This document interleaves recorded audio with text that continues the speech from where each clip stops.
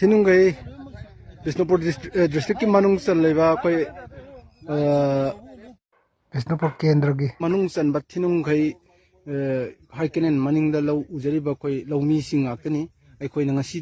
लौ the चंगा थबा इंहां सुबो खोटपा हौबा मतम सिदा अखोई मफम सिदा तारिबा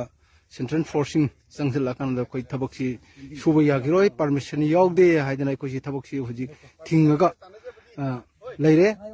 अदुना मसे अखोइना हारिबा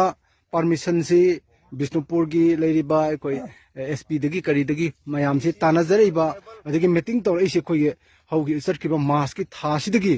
हौरगा अखोई परमिशन से तानादुना लाकमनी अदुना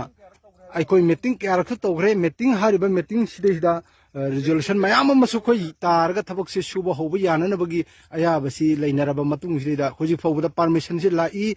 सेंट्रल फोर्स कांगू सिदेदा ड्यूटी तौरिबि कांगू परमिशन फंगी फंगदे हाइबगी अदुगुंबगी यामना चावबा प्रॉब्लम अमा ओरे अदुगा सोमदा लेरिबा कोई कोंगी सिनाउसिंगनिको मोई इंजिन पुथोक्तना अखोई